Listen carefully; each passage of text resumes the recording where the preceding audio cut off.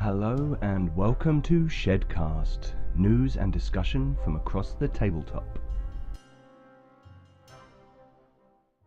Hi, I'm Pete, your host. Thanks for joining me again in the shed.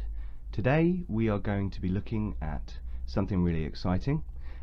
We've been contacted by Rogueblade Games, who are producing a Kickstarter for their own Dark Fantasy Roleplaying Game, Chronicles of Aerthe.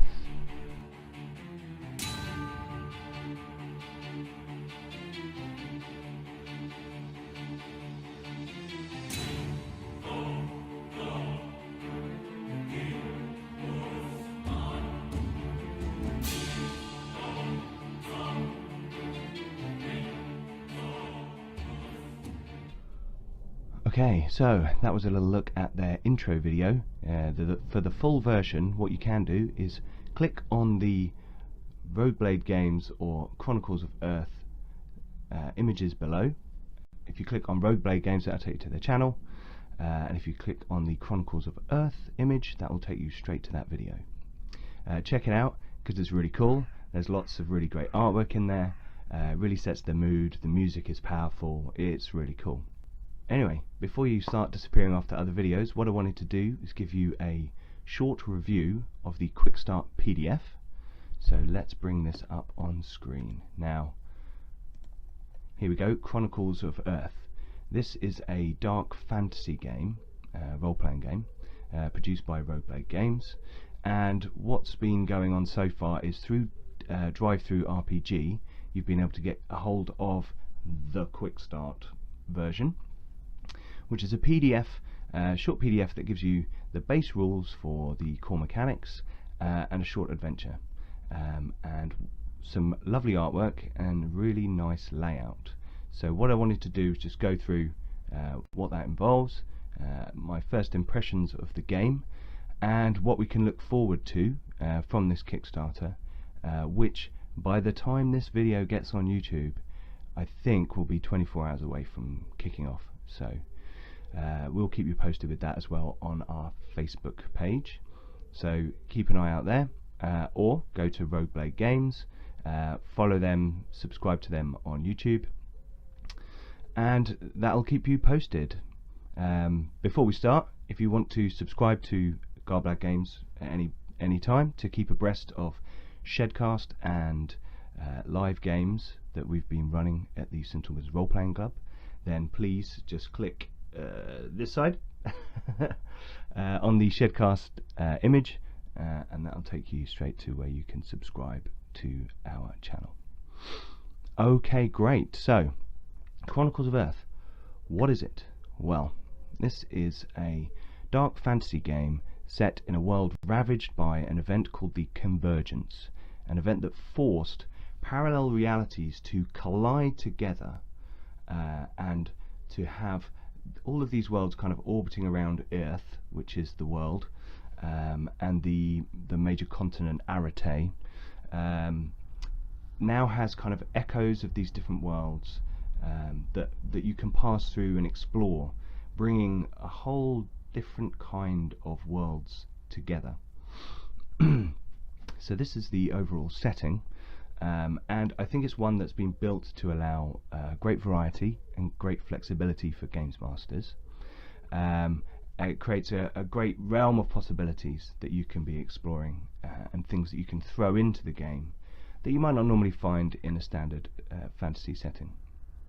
Now, this is their own breed of fantasy, so there are going to be, in the Quick Start guide, there are 4 playable races. However, we are told that more will be coming.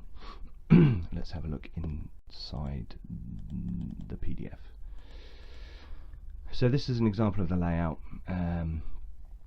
The races available are human, Drugar, Ilven and Kai, which I think we've got a couple of images of some of them. So Drugar seem to be mountain-dwelling, strong, resilient craftsmen, maybe this world's dwarven species.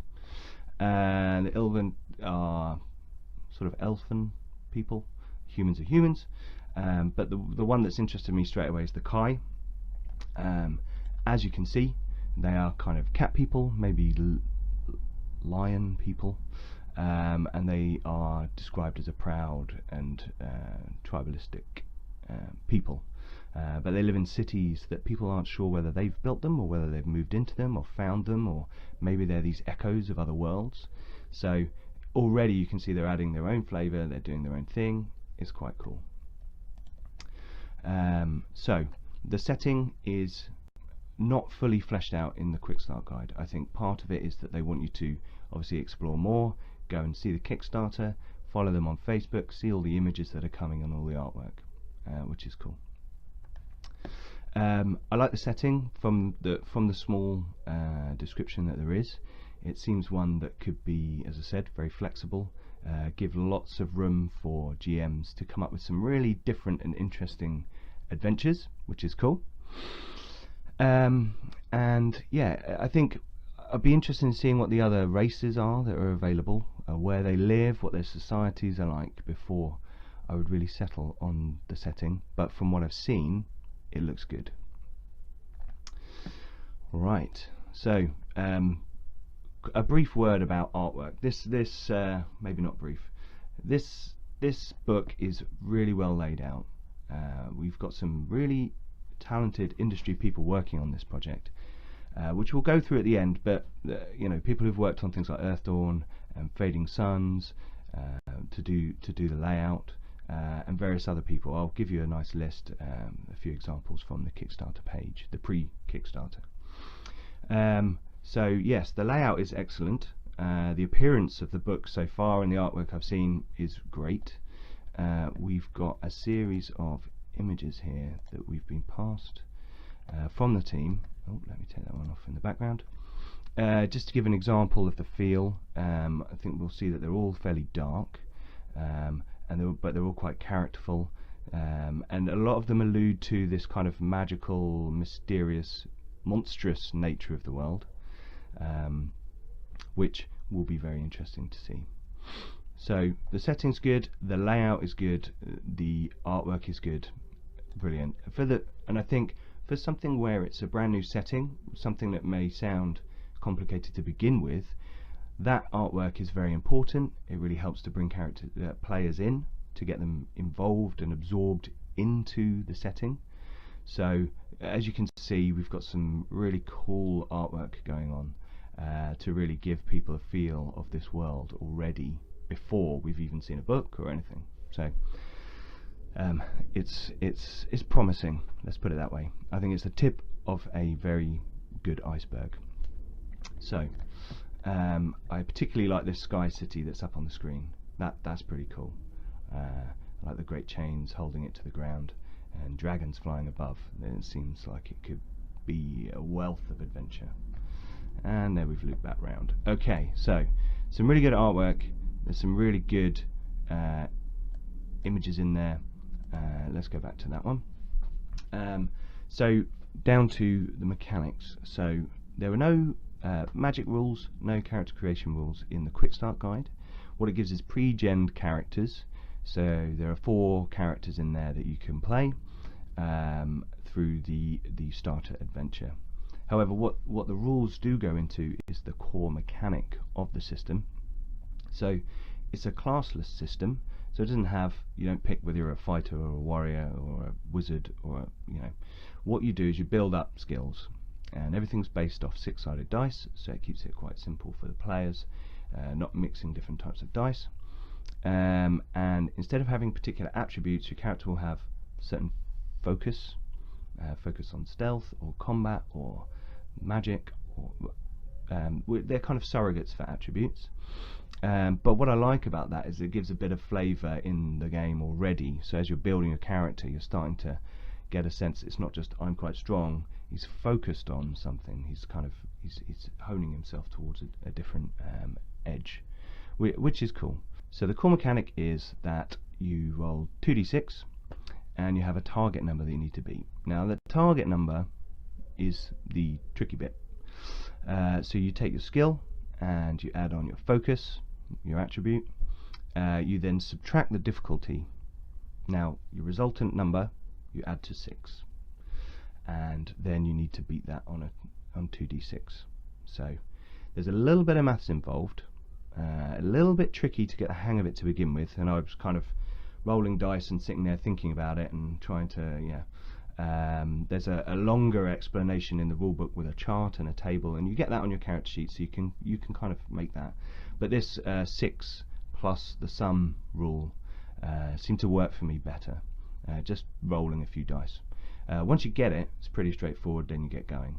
Now the advantage that your more skilled characters can have is that as you have more talents and techniques and these extra little side abilities, you get to add more dice to that pool. You always take one away, but you get to add more dice, so you have a higher chance of doing it. So if you can show that a talent or a technique is applicable to a certain situation, then you can use it. Now this is where I really like the rule system. Your skills aren't bound to certain focus, and your talents and techniques can apply in situations when you can explain to the games master why they would apply. It creates a really flexible system for a player. It's one that's got to be carefully watched by a GM, because you don't want someone to just have one really good focus, one really good skill, one really good talent, and just find a way to blag using those every single time they make a roll. Not that I don't think you could, because the foci are quite different.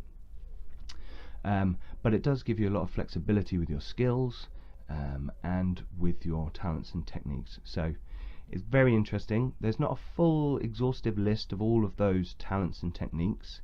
The Quick Start Guide covers what you need for the pre-generated characters. I'm sure the guys are doing play testing in the background with new ones to see how they work and how they balance out. So it's a very flexible system. Takes you a little while to get that beginning element with a little bit of maths in there, but once you get going, it's then just rolling a couple more dice, taking one away. Here we go. Have I beat the number? Yes. Good. And describing how you're going to do things, what focus you're going to use, what skill you're going to use, and any talents and techniques. So it's really cool. It's kind of starting to build a little bit of storytelling around the mechanic, which should help players get into their role. Now, the bit that I need to look into a bit more is that the idea of the game is that the GM never rolls dice. Now, as a GM of many years, I'm not sure I could deal with not rolling dice. However, it does sound like a benefit from a kind of management and numbers point of view. Combat system is fairly streamlined. There are wound thresholds. You take a certain number of wounds and you're dead. So that's pretty easy. And NPC stat blocks have been massively reduced down from what a player character is to a short list of 5 stats. Kind of attack and defense, anything else, armor and damage. And that might be oversimplifying, but interesting to see how that works. For that, really, I'd need to work through an actual game with players, which I am actually very tempted to do, because there is a preset adventure, and that could be something that we could explore through pub play, through St Albans Roleplaying Game Club, and potentially put on here to help you guys see what a game of Chronicles of Aerthe actually runs like, which could be pretty cool. If you want us to do that, then please put it in the comments below, and we'll see if there are a few players who want to maybe try it out, and I can run a session where I don't have to roll any dice, which would be pretty cool. Okay, so as I said earlier on, there are currently no character creation rules in the Quick Start Guide, which is fine. You've got some characters, you've got an explanation of how those characters work. Cool. I'm sure they're just tweaking character creation a little bit, and I spoke to some of the guys at Roleplaying Games, and I think early indications is that we have a little bit of a more in-depth character creation process. Not complicated, but something where you build up a story of how your character got to where they are. There were comments around Traveller and games with slightly more complicated character creation, where you put a lot of effort into creating a character, or a bit more effort, and then the rules are simple and allow you to be very flexible, which it seems like this is where this game is going. So that's very interesting. And as I said, there's no magic system yet, or rules, but there is the talk of powerful spells and enhancing crystals that can be found, and I'm sure with this collision of worlds there are going to be different, maybe different brands of magic, different styles of things that all intersect. So I think that's going to be really interesting. Probably a good reason just to try and get a hold of this game anyway, because a lot of magic systems are very similar, and it would be good to see if they do something a bit more like they're doing with the skills and focus, where it's a bit more flexible. You can combine things and allow a magical character to be a bit more flexible and off the cuff, which would be pretty cool. So, in summary, for the rules, I think they take a little bit of getting used to, but once you do, it's a very fast and flexible system, which is really cool. And to be honest, that's probably more the way round that I would like it. Something with a really basic core principle, and then loads of messing around afterwards with modifiers and changes and conditions and all those kinds of things can often be slow down play. So I think the idea behind Chronicles of Aerthe is that you do that bit up front, you learn that system up front, and then the gameplay is very flexible. That's my feeling. Some people may find the maths bit off-putting from what I've said, but trust me, it's nothing difficult. Give it a go. Download this from DriveThruRPG and check it out, because it's pretty cool. So as I said, might eventually run the adventure. I'll go into the adventure a little bit. I don't want to give it away. No spoilers or anything. But the adventure is called Business is Business, and if anything, I think it's in here that you start to get a bit more of the setting and a bit more of the world. So it's good to read through it. I won't, as I said, I won't tell tales and give you all the information. If you're downloading this to, maybe someone said they want to play it and you want to get it, don't read that bit. It will give away the adventure and ruin your fun. So I would, if you're going to run this, I would read the third part. If not, then maybe leave that bit or read it because you're just interested. Adds a bit more to the world. You get a nice setting. There's an interesting area that the adventure takes place in. It's a good little adventure that adds that flavour of the world through these distinct locations. So I think that's really a useful part of that adventure. And I think anyone who's creating a brand new role-playing game with a brand new setting needs to have that adventure in there that's kind of gives you a flavour of the world and a taste of some of the relationships that are going on. So it's good. It's a good read. What I also like about it is it's quite a flexible adventure, so there's not necessarily one particular outcome or one particular ending. There's different things that can be done, and they spawn future adventure hooks, which is nice, because then you can start to branch out into Aerthe and explore the world and start to see what's going on. So it's good. So I think the setting's very interesting. I think the layout and the artwork, as we've seen, is impressive.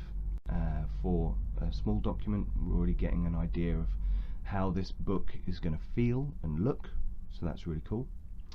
I think the rules are good. They're not all there yet. We've got the core mechanic, but we don't have some of the additional side pieces, character creation, magic, some interesting chunks to add in. But from the conversations I've had with roleplay games, I think that that's going to go in an interesting direction. So I would be positive about that. The PDF itself, there's a couple of little sequencing bits. It suddenly talks about NPCs before you carry on with skills and things like that. And that's a minor thing. It's compiling a PDF for a pre-Kickstarter teaser. I'm not going to knock them down any points for that. So it's a good PDF. Everything you need is in there. It's all in the one place. It's not massive, so it gives you everything you need. You just have to have a read through it a couple of times, and then you'll figure out where things are. So, in summary, I think there's a lot of work to go into Chronicles of Aerthe. I'm sure they've been working on that whilst this has been out, and people have been picking it up, play testing it, having a go with it. but it looks like they've given us the tip of a very cool iceberg, something slightly different, with their own flavour, their own setting, this combination of worlds which opens up lots of possibilities. It's got a simple dice mechanic at the core, which is flexible, which is great for the players, and I think we're going to see some stuff about GMing this game and how it's all about the GM being the storyteller and not the rules arbiter or a dice roller, that kind of thing, so that it really can try and emphasize that role-playing experience and the kind of group storytelling that I know I always try to create. So that's I think it's something to look forward to. I think it's something that people should go and check out. As I said at the beginning, if you want to click on the Rogueblade Games symbol, that'll take you to their channel, and if you want to click on the Chronicles of Aerthe symbol, that'll take you to the video that we gave you a little slice of earlier on. I'll put link in the bottom for the Quick Start PDF, but the Kickstarter will also be launching, so as soon as that's launched, I'll update this video details with that link as well. And speaking of Kickstarter, I just wanted to go through a few of the people that it's quite an impressive list of who is working on this. So there's various pledge levels, so you can see a preview of the quick Kickstarter. Various pledge levels we can get PDF. There's the core rulebook. They're looking at bringing out add-on books for warriors, for rogues, for wizards, with those kind of focus. I think it's martial, shadow, arcane, and then kind of setting books. So different levels of pledging, from, you know, let's have a look here. But obviously you can do your basic, just contribute and get your name in the book.